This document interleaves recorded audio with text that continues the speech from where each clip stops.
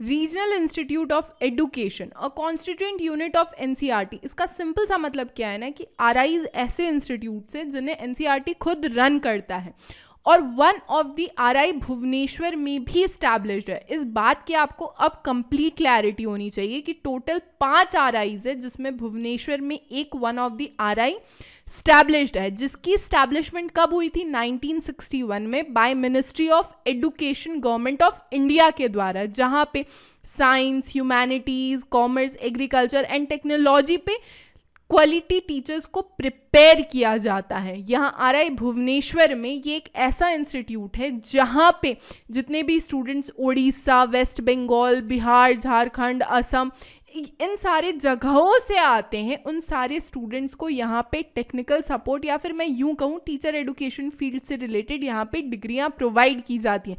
यहाँ पे अभी मैंने एक नॉर्थ ईस्ट स्टेट का नाम लिया, तो 2015 से पहले तक क्या होता था ना कि यहाँ पे नॉर्थ ईस्ट के भी स्टूडेंट्स आके बीएड की डिग्री परस्यू करते थे, लेकिन 2015 में क्या हुआ कि नॉर्थ ईस्टर्न स्टेट के लिए नीरी शिलोंग की स्टैब्लिशमेंट हो गई, जहाँ पे नॉर्थ ईस्ट के स्टूडेंट यानी मणिपुर से लेके आपका त्रिपुरा तक, यूनियन टेरिटरी जो अंडमान निकोबार आइलैंड है, वहाँ के स्टूडेंट नीरी शिलोंग में जाते हैं बीएड की डिग्री परस्यू करने। अब इससे आगे अगर हम थोड़ी सी चर्चा करें कि भाई आरआई एनसीईआरटी जो है उसकी क्या लोकेशन है, तो यहाँ पे आप देख लो कि आरआई जो है ना वो शहर के बीचों बीच स्टैब्लिश्ड है, यानी भुवनेश्वर जो सिटी है वो बीचों बीच है। क्यों? क्योंकि आरआई से सिर्फ और सिर्फ 5 किलोमीटर की दूरी पे रेलवे स्टेशन है, 7 किलोमीटर की दूरी पे जो बीजू पटनायक इंटरनेशनल एयरपोर्ट है वो सिर्फ दूर है। और अगर मैं यहाँ पे थोड़ा साइट सीन की बात करूँ तो आप देख सकते हो लिंगराज है, मुक्तेश्वर है, राजरानी है, केतार गौरी, बैताल एक्सेट्रा है। मतलब भुवनेश्वर के जो मेन साइट सीन है ना वो इसके काफ़ी नज़दीक है। इसके अलावा अगर मैं आपको एक बात बताऊं कि भुवनेश्वर जो शहर है ना उसे फर्स्ट स्मार्ट सिटी कंसिडर किया गया था 2016 में। मतलब अगर आप ये भी सोच रहे हो कि भाई आरआई जो है वो भुवनेश्वर में है, तो भुवनेश्वर भी कैसा शहर है, वो अपने आप में ही बहुत ही सुंदर शहर है। भुवनेश्वर की अगर मैं थोड़ी सी पास्ट की बात करूं, क्या हिस्टोरिक बातें रही हैं उससे रिलेटेड, तो यहाँ पे कलिंगा वॉर लड़ा गया था 261 बीसी में। ये सारी चीज़ें भी यहीं से जुड़ी हुई है। सिर्फ और सिर्फ 60 किलोमीटर की दूरी पे पूरी है, जहाँ पे नन अदर देन जगन्नाथ मंदिर, 4 धाम में से एक धाम यहाँ पे स्थित है। तो आप लोकेशन वाइज भी काफ़ी ज़्यादा अश्योर हो सकते हो आरआई भुवनेश्वर के रिगार्डिंग। अब थोड़ा सा ना मैं कैंपस पे चर्चा करती हूँ। देखो कैंपस क्या है, 98.62 एकड़। आप सोच सकते हो एक ऐसा इंस्टीट्यूट जहाँ पे सिर्फ और सिर्फ टीचर एडुकेशन फील्ड से रिलेटेड चर्चाएं हैं, और एक ऐसा इंस्टीट्यूट जो ऑलमोस्ट 100 एकड़ में फैला हुआ है, और जहाँ पे अगर मैं फैसिलिटीज़ की चर्चा करूँ, वाईफाई कैंपस है वहाँ पे, यानी वाईफाई आपको पूरे कैंपस में मिलेगा, एडमिनिस्ट्रेटिव ब्लॉक्स आपको मिलेगी, कैंटीन्स आपको मिलेंगे, ऑडिटोरियम आपको मिलेगा, लाइब्रेरी आपको मिलेगी, कंप्यूटर एप्लीकेशन आपको मिलेगा। अब जो चीज़ कहो आपको वो सारी सुविधा इस पर्टिकुलर कैंपस में मिलेगी। अब इससे आगे ना थोड़ा सा मैं आपको कोर्सेज के रिगार्डिंग चर्चा करती हूँ। देखो आरआई भुवनेश्वर में ना सिर्फ और सिर्फ टीचर एडुकेशन फील्ड से रिलेटेड ही कोर्स प्रोवाइड की जाती है।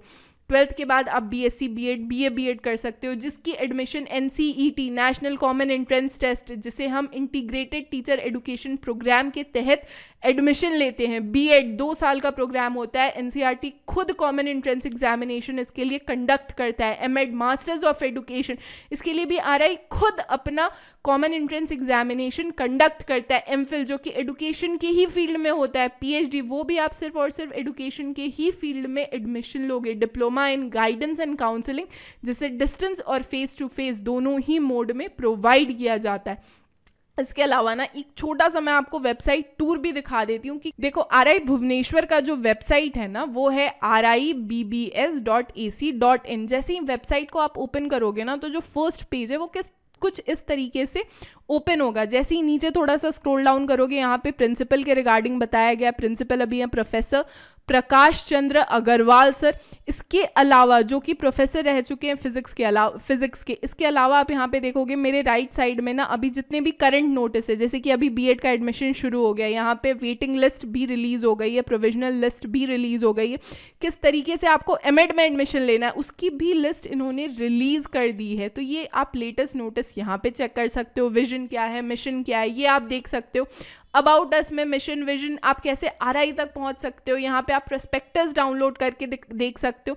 इसके अलावा अगर मैं चर्चा करूँ आपको अकेडमिक कैलेंडर, अकेडमिक कोर्सेज में क्या क्या प्रोवाइड किया जाता है, जैसा मैंने आपको बताया था 4 साल का BSc B.Ed BA B.Ed जिसमें ITP के थ्रू एडमिशन हो रहा है, NCET common national common entrance test में आप अपीयर होगे तभी आपका एडमिशन होगा। 2 साल का B.Ed, 2 साल का M.Ed, 1 साल का DCGC यानी diploma in counselling and guidance, MPhil in education only, फिर प्री-PhD इन एडुकेशन। ये आप देख सकते हो। डिपार्टमेंट आप देख सकते हो किस खूबसूरती के साथ इन्होंने डिवाइड कर रखा है। सेक्शन क्या है, अकेडमिक सेक्शन है, अकाउंट सेक्शन है, कैंपस एंड वेलफेयर है। फैसिलिटीज़ क्या क्या इन्होंने प्रोवाइड कर रखी है ये आप देख सकते हो। फैसिलिटीज़ यहाँ पे लाइब्रेरी है, चिल्ड्रन पार्क है, कैंपस में ही आपको पोस्ट ऑफिस भी मिल जाएगा, बैंक भी मिल जाएगा, कैंटीन भी मिल जाएंगे, लैब्स भी मिल जाएगी, क्लासरूम्स बड़े बड़े हैं, हॉस्टल्स है यहाँ पे गर्ल्स और बॉयज़ दोनों के लिए। यहाँ पे आप देखो आशुतोष हॉस्टल है जो कि लेडीज़ के लिए है, होमी भाभा हॉस्टल है जो कि लड़कों के लिए है, गोपा बंधु हॉस्टल है जो कि लड़कियों के लिए, रामानुजन हॉस्टल है। और हॉस्टल वगैरह भी ना काफ़ी सिक्योरिटी के साथ इन्होंने प्रोवाइड कर रखा है। और भी अगर मैं फैसिलिटी में आपको चर्चा करूं तो यहाँ पे आप देख सकते हो प्लेग्राउंड है, गेस्ट हाउस है, गेस्ट हाउस में कभी आपके पेरेंट्स आए वो आप देख सकते हो। एक्टिविटीज़ क्या क्या होती है, ICT की एक्टिविटीज़ होती है जहाँ पे आपको बेसिक कोर्स बताया जाता है, लाइब्रेरी एक्टिविटीज़ होती है, स्पोर्ट्स एक्टिविटीज़ होती है, IQAC internal quality assurance cell जो कि बहुत ही इंपॉर्टेंट है, जहाँ पे anti ragging sexual harassment committee भी बनाई गई है। प्रोग्राम्स क्या क्या होते हैं, DM school, student corner, library, ये सारी चीज़ें आप पर्टिकुलरली इस वेबसाइट में देख सकते हो। मतलब यहाँ से ना आप एक चीज़ समझ पा रहे हो कि इनकी वेबसाइट वगैरह भी ना काफ़ी ऑर्गेनाइज तरीके से इन्होंने बना रखी है। So this will be all about this website tour. So post website tour अगर मैं आपको बताऊं तो डेली वाइट्स के ना बहुत से सेमिनार मीट होते हैं, बहुत से वेबिनार मीट होते हैं जिसकी जानकारी आपको हमारे टेलीग्राम ग्रुप, व्हाट्सएप ग्रुप पे मिलती रहेगी, जिसकी लिंक मैंने नीचे डिस्क्रिप्शन बॉक्स साथ ही में कमेंट में भी पिन कर दिया है। यहाँ पे किसी भी तरीके का अगर वेबिनार मीट होता है, सर का सेमिनार मीट होता है, तो इसके रिलेटेड जितने भी अपडेट्स हैं, चाहे वो डाउट्स हो, आप सारी चीज़ें काफ़ी आसानी से क्लियर कर पाओगे। इससे आगे बढ़े तो आप हमारी वेबसाइट पे भी विजिट कर सकते हो, हमारा एप्लीकेशन भी डाउनलोड कर सकते हो for further details regarding daily bytes. अब देखो, जैसा मैंने कोर्सेज आपसे डिस्कस करा था कि ऑलमोस्ट 6 से 7 ऐसे कोर्सेज हैं जो सिर्फ और सिर्फ टीचर एडुकेशन फील्ड में प्रोवाइड किए जाते हैं। देखो RIs वगैरह ऐसे हैं ना जो सिर्फ और सिर्फ टीचर एडुकेशन फील्ड को ही डेडिकेटेड है, और इंडिया में मेरी जानकारी में ऐसे 1-2 ही, यानी एक ही इंस्टीट्यूट है RI जहाँ पे सिर्फ और सिर्फ आपको अपने आसपास फ्यूचर टीचर्स ही दिखेंगे स्टूडेंट्स। अब थोड़ा सा हम कोर्स वाइज चर्चा करते हैं। जैसे कि मैं अगर बात करूँ BSc B.Ed और BA B.Ed की, जिसकी admission ITP integrated teacher education field, जिसका entrance national common entrance test हो रहा है और आप एडमिशन लोगे, इसकी एलिजिबिलिटी क्या है? एलिजिबिलिटी काफ़ी कॉमन है। अगर आप BSc B.Ed कर रहे हो यानी BSc प्लस B.Ed का आपको B.Ed की डिग्री आपको मिलेगी, तो 50% आपके मार्क्स होने चाहिए 12th वगैरह में, उसी से रिलेटेड आपकी इक्विवेलेंट डिग्री होनी चाहिए, और 5% का ऑब्वियस सी बात है रिलैक्सेशन आपको मिलेगा। अगर BA B.Ed है तो ह्यूमैनिटीज़ में यानी आर्ट स्ट्रीम में आपके 50% मार्क्स होने चाहिए, और ऑब्वियस सी बात है 5% का जो रिलैक्सेशन है वो भी आपको मिल जाएगा। अपीयरिंग कैंडिडेट भी ये नेशनल कॉमन एंट्रेंस टेस्ट में अपीयर हो सकते हैं और उनका एडमिशन होगा। अगर सीट्स वगैरह की मैं बात करूँ तो जो PCM यहाँ पे ना 2 तरीके से डिवाइडेड है, यानी फिजिक्स, केमिस्ट्री, मैथ्स, और केमिस्ट्री, बायोलॉजी और जूलॉजी, इस तरीके से इन्होंने डिवाइड कर रखा है। ठीक है, तो ये आप देख लोगे कि 55 सीट्स इन्होंने दे रखा है BSc B.Ed को और BA B.Ed को। इसके अलावा अगर मैं कोर्स फीस की चर्चा करूं तो काफ़ी नॉमिनल है 14-15 हज़ार रुपये ये 1 साल का फ़ीस लेते हैं। अब थोड़ा सा हम चर्चा करते हैं B.Ed, जो कि 2 साल का स्टूडेंट प्रोग्राम है, और इसकी जो एलिजिबिलिटी है ना वो सीधी सी है कि भाई आप ग्रेजुएशन आपका क्लियर होना चाहिए। ठीक है, यहाँ तक चर्चा। और ये B.Ed किस किस ग्रुप में प्रोवाइड करते हैं? ये B.Ed प्रोवाइड करते हैं साइंस एंड मैथमेटिक्स ग्रुप में और सोशल साइंस और लैंग्वेज ग्रुप में। और इनका एडमिशन कैसे होता है? कॉमन एंट्रेंस एग्जामिनेशन होता है जिसे RIs खुद कंडक्ट करती है, और स्टेट वाइज एलिजिबिलिटी के अनुसार आप भुवनेश्वर में, अगर आप कॉमन एंट्रेंस एग्जामिनेशन क्लियर कर लेते हो तो भुवनेश्वर में आपका एडमिशन होता है। इसके अलावा सीट्स वगैरह आप देख सकते हो, 55 सीट्स इन्होंने प्रोवाइड कर रखा है, चाहे आर्ट स्ट्रीम में हो या फिर साइंस स्ट्रीम में हो। इसके अलावा कोर्स फीस क्या है? सेम मैंने कह रखा है कि 13-14 हज़ार रुपये इनका रहता है 1 साल का फीस। काफ़ी एकदम नॉमिनल चार्ज जो कहते हैं ना वो है। इसके अलावा एलिजिबिलिटी क्राइटेरिया मैं एक बार और डिस्कस कर रही हूँ, 50% मार्क्स आपके होने चाहिए बैचलर डिग्री में, बीटेक वगैरह आपने कर रखा है तो उसमें भी आपकी 50% मार्क्स होनी ही चाहिए। इसके अलावा कोई स्टूडेंट ऐसा है जिसकी बैचलर डिग्री में, यानी जब आप ग्रेजुएशन कर रहे थे तो आपका 50% मार्क्स नहीं बन पा रहा था, तो कोई दिक्कत नहीं है, अगर आपने मास्टर्स कर लिया है समय रहते तो मास्टर्स की डिग्री में भी आपको 50% मार्क्स एग्रीगेटेड होने चाहिए। 5% का जो रिलैक्सेशन है वो ऑब्वियस सी बात है कैटेगरी के स्टूडेंट्स को मिलता है।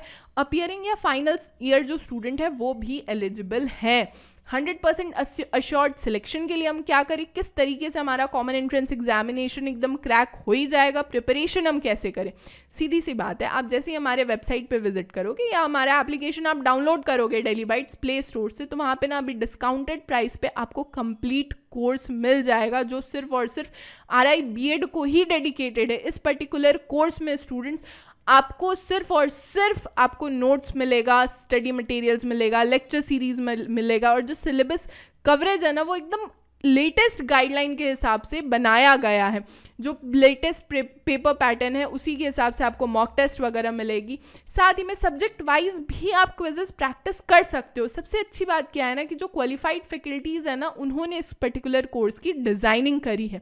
अब थोड़ा सा अगर हम चर्चा करें एमएड की, जो कि 2 साल का प्रोग्राम होता है, यूजुअली ये जो है ये पोस्ट ग्रेजुएशन के बाद स्टूडेंट्स परस्यू करते हैं, तो इसका भी जो एडमिशन है ना वो कॉमन एंट्रेंस एग्जामिनेशन के थ्रू ही होता है, और जिसे खुद RI NCERT कंडक्ट करता है, और स्टेट वाइज एलिजिबिलिटी के अनुसार आप भुवनेश्वर में एडमिशन लेते हो पोस्ट अगर आपने CE common entrance examination crack कर लिया है। इसकी एलिजिबिलिटी क्या है, या फिर तो आप BEd होने चाहिए, BEd में आपके 50% मार्क्स ऑलरेडी एग्रीगेटेड होने चाहिए, ये आप देख लोगे। BA BEd या फिर BSc BEd जैसा कोर्स भी अगर आपने कर रखा है वो भी चलेगा, BLEd वगैरह है, DLEd, लेकिन उसके साथ बैचलर की डिग्री आपके पास होनी चाहिए। 50% मार्क्स की ये डिमांड करते हैं। 5% का जो रिलैक्सेशन है ना वो अदर कैटेगरी के स्टूडेंट्स को मिलता है। इसके अलावा अगर मैं सीट्स की बात करूं तो सीट्स काफ़ी लिमिटेड है, 32+4। ये जो 4 सीट्स है ना ये EWS के कैटेगरी के स्टूडेंट को अलॉट की गई है। बाकी 32 जो सीट्स है वो सिर्फ और सिर्फ जनरल और जो भी अदर कैटेगरीज के स्टूडेंट्स हैं उन्हें मिला है। इस बात को आप एक बारी देख लोगे, सीट्स काफ़ी लिमिटेड रहती है। इसके अलावा जो एमएड है ना वो अभी जिस तरीके से डिफ़ाइन हुआ है, शायद इन्होंने सीट्स वगैरह बढ़ाए हैं, तो वो भी आप अभी लेटेस्ट चेक कर सकते हो कि माइट भी इन्होंने 32 से जो सीट है वो इन्होंने बढ़ा के 55 कर दी है। लेकिन जिस तरीके से ये बढ़ा रहे, हो सकता है कि आने वाले समय में सीट घटा भी दे, क्योंकि जो सीट्स वगैरह रहती है ना काफ़ी लिमिटेड रहती है, तो ये आप देख लोगे एक बारी। और कोर्स की फ़ीस क्या है वो काफ़ी नॉमिनल है स्टूडेंट्स। एमएड की जो कोर्स की फ़ीस है ना वो सिर्फ और सिर्फ 4,570 रुपये ही हैं, जो कि कुछ नहीं है। यानी 1 साल की फ़ीस आपकी ऑलमोस्ट 5,000 की भी नहीं लग रही। इसके अलावा RI एमएड के रिगार्डिंग भी आपको कंप्लीट कोर्स मिल जाएगा हमारे एप्लीकेशन पे या वेबसाइट पे भी आप विजिट कर सकते हो। अगर स्कॉलरशिप और मैं प्राइजेस की बात करूँ तो ऑब्वियस सी बात है कि NCERT ना बहुत से स्कॉलरशिप प्राइजेस वगैरह रखता है जितने भी नीडी और मेरिटोरियस स्टूडेंट होते हैं उनके लिए। जितने भी SC और ST यानी कैटेगरीज के स्टूडेंट्स होते हैं ना उनके लिए 50% जो हॉस्टल वगैरह रहता है, स्कॉलरशिप वगैरह रहता है, वो प्रोवाइड किया जाता है। ठीक है, यहाँ तक चर्चा। अगर मैं हॉस्टल्स की बात करूँ तो ऑब्वियस सी बात है टोटल 5 हॉस्टल्स हैं, जिसमें से 3 हॉस्टल सिर्फ और सिर्फ लड़कियों को डेडिकेटेड किया गया है और जो 2 हॉस्टल हैं वो लड़कों के लिए डेडिकेटेड है। तो ये भी आप चेक कर सकते हो। हमारे सारे सोशल मीडिया के लिंक्स नीचे डिस्क्रिप्शन बॉक्स में अवेलेबल हैं। Do subscribe us. God bless you all. Do subscribe daily bye.